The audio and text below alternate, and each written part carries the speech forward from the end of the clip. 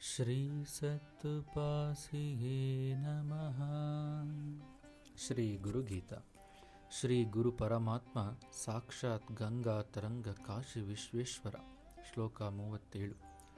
ಕಾಶಿ ಕ್ಷೇತ್ರಂ ನಿವಾಸ ಚ ಜಾಹ್ನವಿ ಚರಣೋದಕಂ ಗುರು ವಿಶ್ವೇಶ್ವರಂ ಸಾಕ್ಷಾತ್ ತಾರಕಂ ಬ್ರಹ್ಮ ನಿಶ್ಚಯಂ. ಅನುವಾದ. ಶ್ರೀ ಗುರುವಿನ ನಿವಾಸ ಕಾಶಿ ಕ್ಷೇತ್ರದಂತೆ, ಪಾದತೀರ್ಥವು ಗಂಗಾ ನದಿಯಂತೆ ಶ್ರೀ ಗುರುವೇ ಪ್ರತ್ಯಕ್ಷ ಪರಮೇಶ್ವರನು, ನಿಶ್ಚಯ ಜ್ಞಾನವೇ ತಾರಕ ಮಂತ್ರ. ಭಾವಾರ್ಥ. ಗುರುಭಕ್ತನಿಗೆ ದೃಢವಾಗಿ 4 ವಿಷಯಗಳನ್ನು ತಿಳಿಸಲಾಗಿದೆ. ಗುರು ಸನ್ನಿಧಿಗೆ ಕಾಶಿ ಕ್ಷೇತ್ರ, ಗುರು ಪಾದತೀರ್ಥವೇ ಗಂಗಾ ನದಿ, ಶ್ರೀ ಗುರುವೇ ಸಾಕ್ಷಾತ್ ಪರಮೇಶ್ವರನು ಮತ್ತು ಗುರುವಿನ ಪರಬ್ರಹ್ಮ ಜ್ಞಾನದ ವಚನಗಳೇ ತಾರಕ ಮಂತ್ರ. ಕಾಶಿ ಮುಕ್ತಿಯ ನಗರಿಯಾಗಿರುವಂತೆ ಗುರುವಿನ ಸಾನ್ನಿಧ್ಯವು ಆಧ್ಯಾತ್ಮಿಕ ಕಾಶಿಯಾಗಿದ್ದು, ಅಲ್ಲಿ ಅಜ್ಞಾನವು ಕರಗಿ ಜ್ಞಾನವು ಉದಯಿಸುತ್ತದೆ.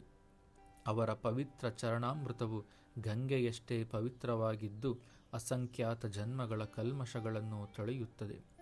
ಗುರು ಬೇರೆ ಯಾರೂ ಅಲ್ಲ, ಬಂಧನದಿಂದ ಮುಕ್ತಿಯನ್ನು ನೀಡುವ ವಿಶ್ವನಾಥ. ವಿಶ್ವೇಶ್ವರನು ಪ್ರಾಣೋತ್ಕ್ರಮಣದ ಸಮಯದಲ್ಲಿ ಜೀವಿಯ ಬಲಗಡೆಯ ಕಿವಿಯಲ್ಲಿ ತಾರಕ ಮಂತ್ರವನ್ನು ಉಪದೇಶಿಸುವನೆಂದು ಪುರಾಣಗಳು ಸಾರುತ್ತಿರುವವು. ಗುರುವಿನ ವಾಕ್ಯದಿಂದ ಉದ್ಭವಿಸುವ ನಿಶ್ಚಯ ಜ್ಞಾನವೇ ತಾರಕ ಮಂತ್ರ. ಅದನ್ನು ಪಡೆಯಲಿಕ್ಕೆ ಅಂತ್ಯಕಾಲದವರೆಗೂ ಕಾಯುವ ಅವಶ್ಯಕತೆ ಇಲ್ಲ.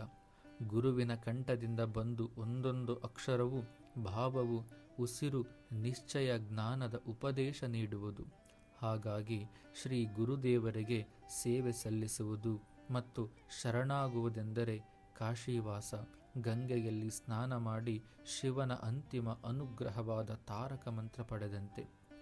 ಕಾಶಿ, ಗಂಗಾ, ಶ್ರೀ ವಿಶ್ವೇಶ್ವರ ಮತ್ತು ತಾರಕ ಮಂತ್ರ, ಈ 4 ಉತ್ಕೃಷ್ಟ ಕೊಡುಗೆಗಳು ಗುರು ಸನ್ನಿಧಿಯಲ್ಲೇ ದೊರೆಯುವುದು.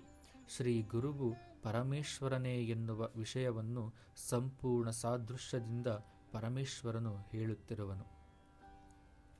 ಪರಮಹಂಸ ಸದ್ಗುರು ಶ್ರೀ ಸತ್ತುಪಾಸಿ ಉವಾಚ.